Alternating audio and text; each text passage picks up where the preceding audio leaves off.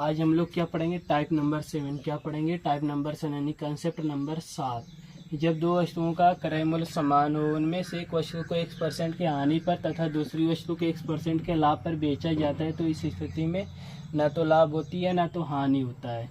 यानी समझना, यानी जब क्रय मूल्य पे अगर कोई वस्तु, दो वस्तु कितने में खरीदा है? क्रय मूल्य पर खरीदा है, एक वस्तु के X% के लाभ पर, उस फिर दूसरी वस्तु के X% की हानि पर बेचता है, तो इस स्थिति में ना तो कोई लाभ होता है ना तो कोई हानि होती है।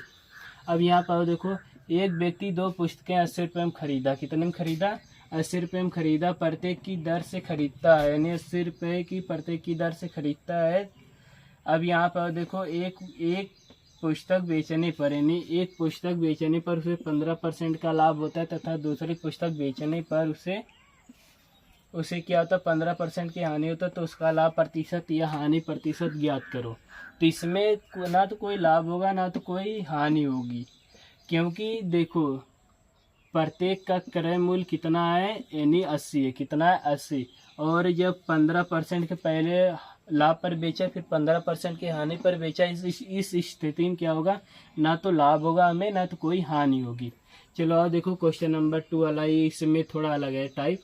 ये देखो हमारा टाइप नंबर 7 का 2 है। क्या है? 7th का 2। एक आदमी अपनी दो साइकिलें 920 रुपये की प्रत्येक की दर से बेचकर एक पर 10% का लाभ तथा दूसरी वस्तु पर 10% की हानि प्राप्त करता है, तो इस सौदे में उसे कितने प्रतिशत लाभ या हानि होती है?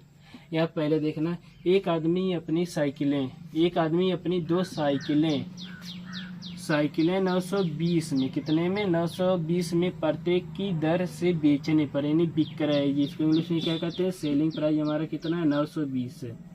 कितना दिया है? 920। बेचकर एक पर 10% लाभ तथा दूसरे पर 10% की हानि कमाता है, तो इस सौदे में उसे कितने प्रतिशत लाभ या हानि होगा? तो यहाँ देखना, इस स्थिति में हमेशा हानि होती है। क्या होती है? इस स्थिति में हमेशा हानि होती है। तो इसका एक फार्मूला आता है x² बट्टा 100। क्या होता है? 100। यानी लॉस प्रतिशत बराबर, यानी हानि प्रतिशत बराबर क्या होता है? x² बट्टा 100। यानी x हमारा देखो समान है 10%, यहाँ भी कितना है? 10। हम क्या करेंगे? 10 का स्क्वायर कर देंगे बट्टा 100। क्या करेंगे? 100। अब यहाँ देखो 10 कवर करो, 10 गुणे 10 बट्टा 100।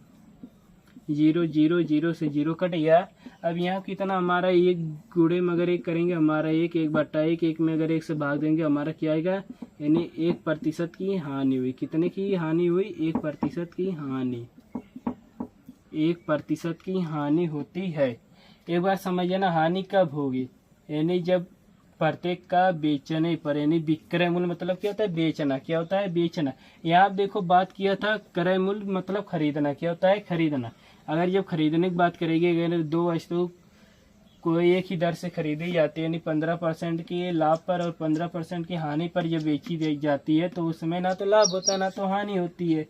यहाँ देखो दूसरा ये टाइप है। एक आदमी अपनी दो साइकिलें 920 की प्रत्येक की दर से बेचकर एक पर 10% का लाभ तथा दूसरे पर 10% की हानि प्राप्त करता है, तो इस सौदे में उसे कितने प्रतिशत का लाभ या हानि होती है? तो इस स्थिति में हमेशा याद रखना, इस स्थिति में हमेशा क्या होती है? हानि होती है। क्या होती है? हानि।